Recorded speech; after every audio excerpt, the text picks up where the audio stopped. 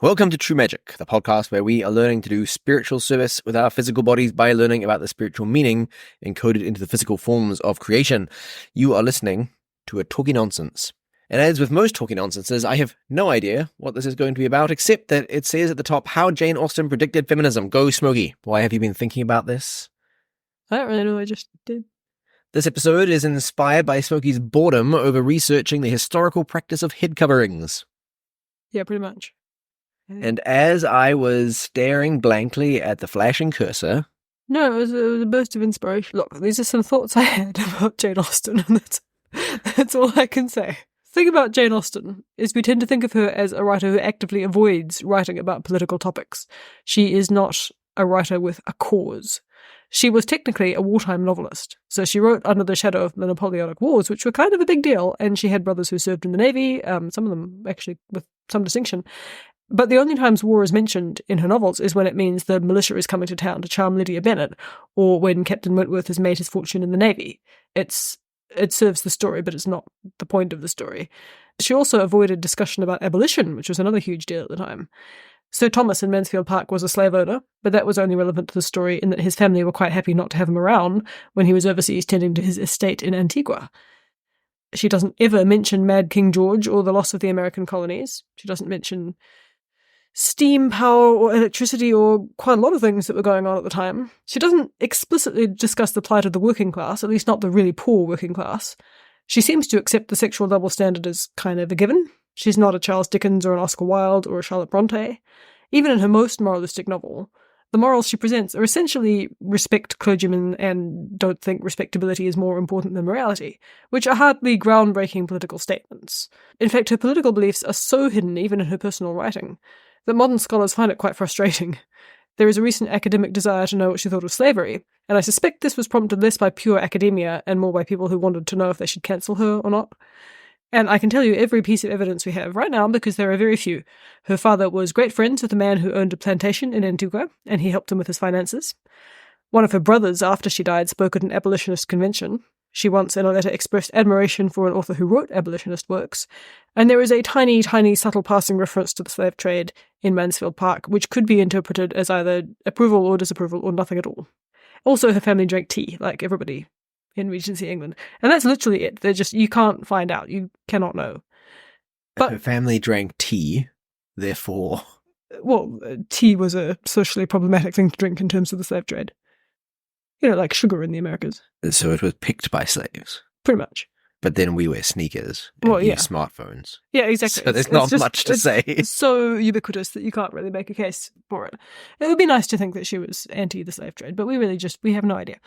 But it would be wrong to think that there is no social commentary or examination of deeper issues in Jane Austen's work. She could be flippant, but she wasn't trite.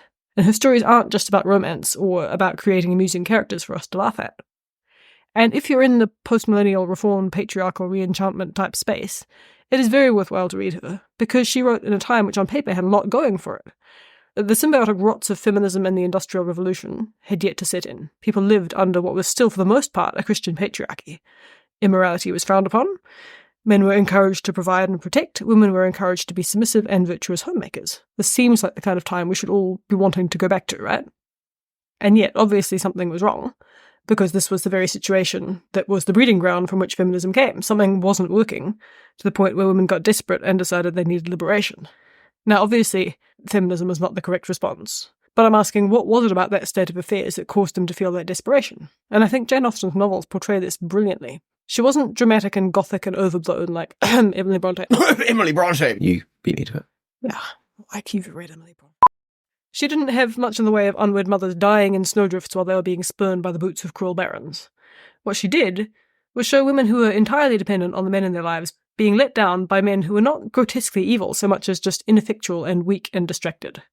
This is a very strong theme throughout her novels. In Sense and Sensibility, the financial security of a mother and 3 daughters rests on a promise that her stepson made to his dying father. And when that stepson gradually decides to whittle down that promise into nothingness, they face actual homelessness until they are rescued essentially by a kinsman redeemer who offers them a cottage on his estate. This is another thing you'll see throughout her novels, because Austen is not a revolutionary. She does not believe all men are evil. She believes that to remedy the evil done by a bad man, you need a good man. So in Mansfield Park, Fanny's father is an underemployed drunkard whose negligence results in her being fostered by rich relatives. Then her foster father also fails by neglecting the moral education of his own children and allowing her to be bullied throughout her childhood by Aunt Norris. She's saved here by her cousin Edmund, who of course she marries, just as Emma also marries a man who is a moral father figure to her, Mr. Knightley. Both of these relationships are ones we tend to find unsatisfying as modern readers. Mr. Knightley because of the age gap, which is enormous, and the fact that he's known her from her cradle, and Edmund because of the cousin thing, and also just because he's criminally obtuse. But it does make psychological sense that women who had been consistently let down by their actual fathers might be drawn to men who are willing to take a guiding and protective fatherly type role. There are more examples. Charlotte Lucas's father is not only willing but happy to marry her off to the simpering moron who is Mr. Collins. And Elliot's father has given no consideration to her happiness or security for her entire adult life. You have to look pretty hard, in fact, to find a good father figure in all of Austen. And the most likeable father is in some ways the worst of all. When we think of Mr. and Mrs. Bennet, we tend to think of Mrs. Bennet as the more awful parent. She's hysterical, vulgar, and annoying. But here's the thing. In the essentials, she is in fact right. The facts are on her side. Her daughters do need to marry. The family will be kicked out of the house when Mr. Bennet dies. A good marriage for one daughter will be advantageous for the other girls, and Mr. Bennet does need to introduce himself to eligible young men so they can meet the girls. Whereas Mr. Bennet, who we like because he's wry and sympathetic and intelligent, is... What? Who you like? You don't like? I hate Mr. Bennet. I despise the man. He is the worst father and husband I think has ever been portrayed on television. Well, that's true, which I'm about to say, but, generally speaking, people think he's kind of... And I've seen Married with Children. I haven't. Should I have? It's like a late 90s thing. Yeah. It's not worth watching. All right. Well, anyway, generally speaking, most of us would feel like we'd rather have him for a parent than Mrs. Bennet. He's less annoying. He's certainly less annoying. He at least keeps to himself, I suppose. Yes, but he is, as you say, an absolute villain. His life is a series of bad choices. He firstly marries a fool because she's pretty. He doesn't save his money, let alone expand his income, because he assumes he'll have a son. When they realise that won't happen, he throws up his hands and just decides it's too late. He neglects the education of his daughters. He openly disrespects his wife in front of them. He plays very obvious favourites with his children without attempting He to... doesn't just disrespect his wife. He winds her up. He torments her. Yeah, he torments his wife. Indeed. He has very obvious favourites with his kids, but doesn't ever attempt to actually correct the flaws of the ones he despises. He somehow believes that even though he married essentially for lust, his daughters would never do such a thing, and then he makes a surprised Pikachu face when Lydia runs off with Wickham. And despite the fact that he is literally willing for his wife and children to be turned out of their home to starve when he dies, he has the audacity to roll his eyes and scoff at his wife when she objects to this state of affairs. He is, biblically speaking, a man who does not provide for his family, worse than an unbeliever. It is the evil of passivity. Wickham and Willoughby are not greater villains than the amiable Mr. Bennet. Now, of course, these are fictional characters. But Jane Austen didn't write about grandiose and probable turns of events. She based her plots and characters very closely on real-life observation. She had seen this kind of thing play out. To an extent, she had lived it. When her father died, she and her sister and mother moved from a dingy establishment to an even dingier one in very straitened circumstances, despite having 6 brothers. Or, in reality, it was more like 5, because one had these sort of mysterious special needs. We're not sure what happened to him. He was packed off in early youth. Very interesting. But, 5 able-bodied, in one case, very rich brothers. And one brother did contribute something to their maintenance, but it wasn't until after his wife died that he thought to actually rescue them from their nasty rooms in Bath. And even then, they didn't move in with him to the gracious Chawton house he owned, which was mostly empty. He gave them Chawton Cottage, this rather nasty little bailiff's house right on the street. Now, Jane had also another brother who lived in London, who managed her business affairs for some time and let her stay with him when she came to London. And they seem to have been close. He promoted her writing even after her death. And in general, the Austens were a very close, loving family.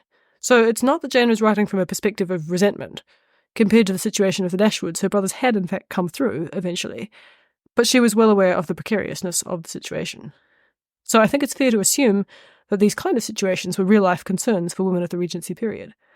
Their existence was only as stable as the men who provided for them, and in many cases these men just weren't doing that. So what could be done about it? In Austen's novels, salvation generally came in the form of another man, either another relative or a suitor. Mr. Bennet's brother-in-law, Mr. Gardiner, who was incidentally not a gentleman per se, he was in trade, but, still did the job, and Mr. Darcy, together they saved the family from complete disgrace. And Sir John Middleton housed the Dashwoods. Captain Wentworth married Anne, which solved that problem. But there is no suggestion in the novels that the law should be involved. These kind of situations were seen as matters of family honour. It is never suggested that Mrs. Dashwood should sue her stepson for failing to provide for them, or that Colonel Brandon's ward should have sued Willoughby for child support or abandonment. Jane Austen doesn't even hint that the laws of succession should be changed to favour female heirs, or that women should be able to vote in sympathetic members of Parliament to represent their interests against scoundrels. You don't get the impression that she believed men not doing their duty meant the state should step in. She just wanted them to do their duty. But there is another sphere that could have saved them, and it is very significant that it never does. A pair of very wise and illustrious authors once wrote something along the lines of, "As a man goes, so goes his household. As his household goes, so goes society." But at this period of history, it should have been possible to prefix that with, "As his church goes, so goes the man." Clergymen were respected. Even if they were born of untitled parents, they were able to mix socially and even marry into the higher classes.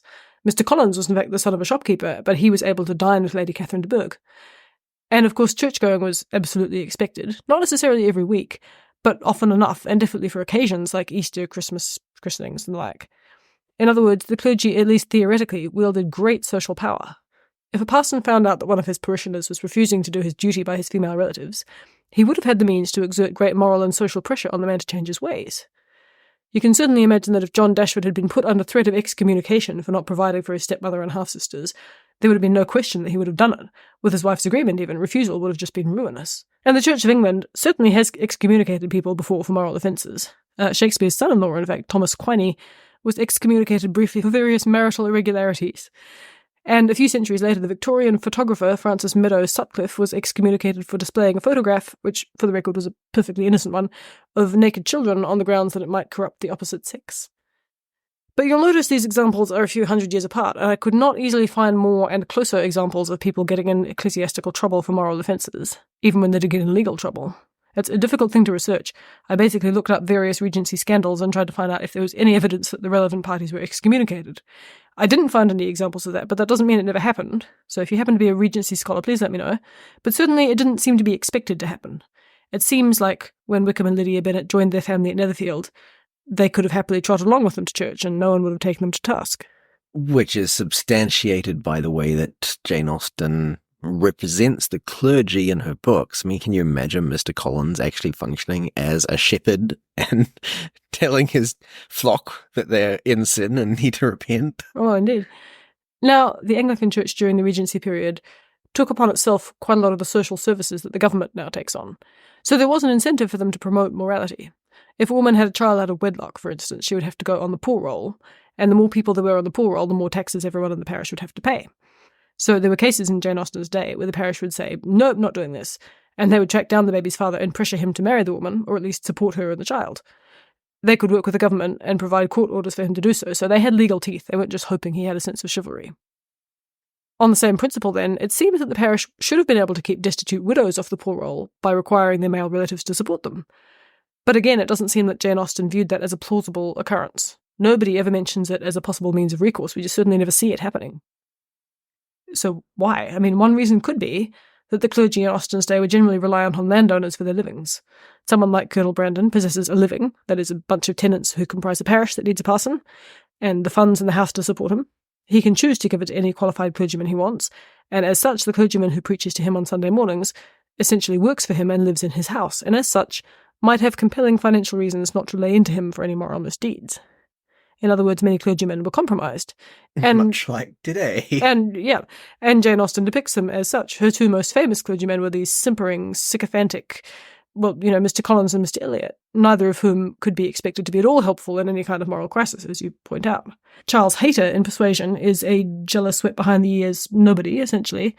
Henry Tilney in Northanger Abbey is harmless, but he does have too intimate a knowledge of women's clothing in Gothic novels. There are hints that being a clergyman is as onerous a job as you care to make it. It has been noticed that in Pride and Prejudice, Elizabeth visits the Collinses at Easter, which should be a liturgically busy time of the year, and yet Mr. Collins has ample free time and is never portrayed as doing a lick of job-related work. Even the good guy clergymen in her books are not exactly strong moral heroes. Edward Ferrars in Sense and Sensibility declares at the start of the book he would have liked to have been a clergyman if his family hadn't objected, and he does eventually achieve that goal, but he displays the moral weakness that allows him to first engage himself secretly to a worthless girl, and then fall in love with another girl while he is engaged. Edmund from Mansfield Park is a clergyman by conviction as well as necessity, but his own moral sense blinds him to the characters of Mary and Henry Crawford, and a man who can't recognise, and when he does can barely confront, evil, does not seem like a formidable ally to a woman in distress, as in fact he wasn't.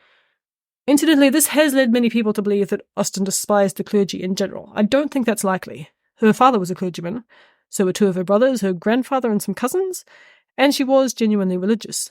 It's easy to assume she wasn't from the flippancy and snarkiness of her earlier works and letters, but her writings, especially from her later life, show this. We even have 3 extant prayers that she wrote. We also know from her letters that she read and critiqued sermons. She was, I think, a Christian. But at the same time, Austen wouldn't have made up all her clergyman caricatures out of nothing either. She wrote from life. There are plenty of her characters who have been quite plausibly traced back to models in her own life, real people. Maria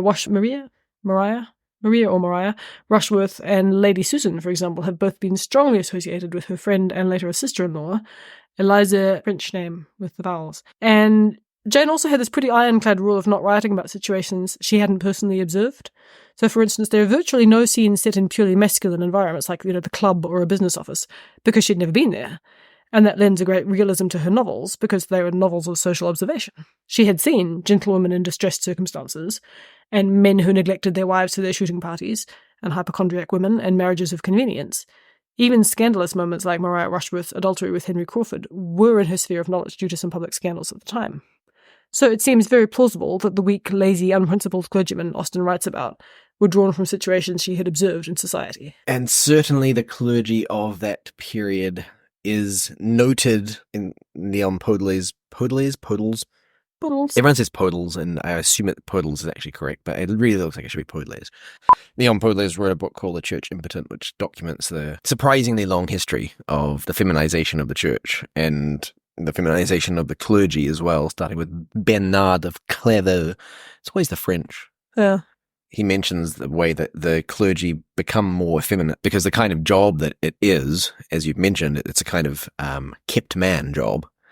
And it appeals to the sorts of men who can't make it as actual tradesmen or craftsmen or workers, or the kinds of men that can't survive in the masculine world, essentially, get pushed into those kinds of jobs, often by their mothers, and they're often mummy boys, and they have an innate understanding of the female society and speak well to females. There was certainly a sort of perception that you might go into the church if you were the younger son of a lord who, wasn't going to inherit the estate, had to do something slightly useful and get an income, but also it wasn't maybe fitted for the martial kind of atmosphere. Indeed. Which has continued until this day. In fact, Podles wrote an article in Touchstone magazine called Missing Fathers of the Church, in which he has an especially interesting little section where he says, "A pastor called me about my book. He had been ordained in the mainline Presbyterian Church. When he entered the seminary, he had to take a battery of psychological tests and talk to a psychiatrist.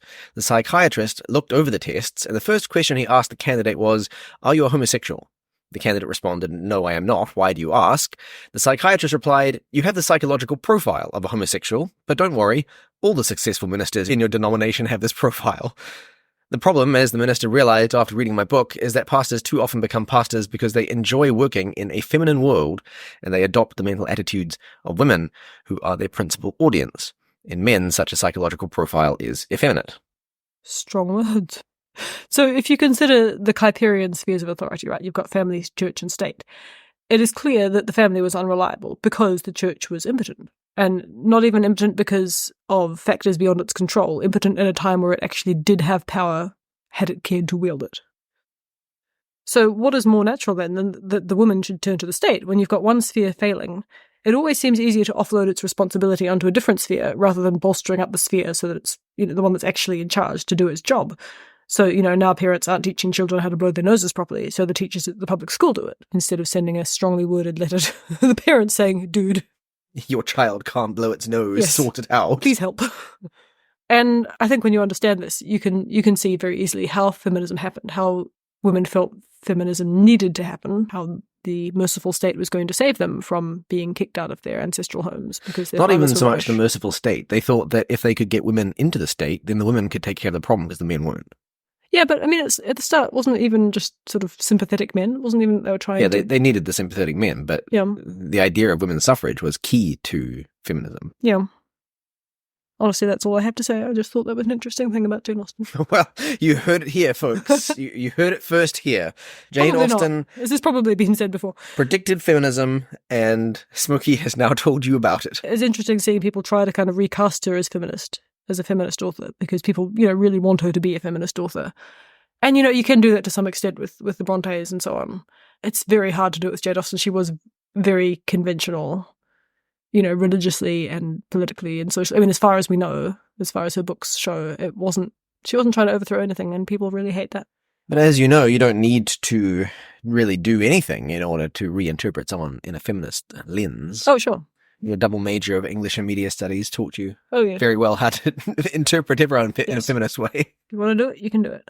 Well, this has been Talky Nonsense. It has been an interlude because Smokey got bored with the research that I set her so that we could give you your next episode. I got overwhelmed because it was hard. So what happened was I got overwhelmed because it was hard, so I gave some to Smokey, who got overwhelmed because it was hard, and she wrote this instead. Yes. So this has been Talky Nonsense. Actually, no, we hope you enjoyed it. I got bored and started writing a different one, and then I got bored of that. Well, I was overwhelmed by that as well. So there should be one coming out at some point also about Disneyland and cruise ships. Which is why you should give us money. You should go and subscribe. Yeah, because it's clearly worthwhile. Because we're such excellent podcast We hosts. won't give you what you want, but we'll give you something. Bye. Oh, dear. Bye.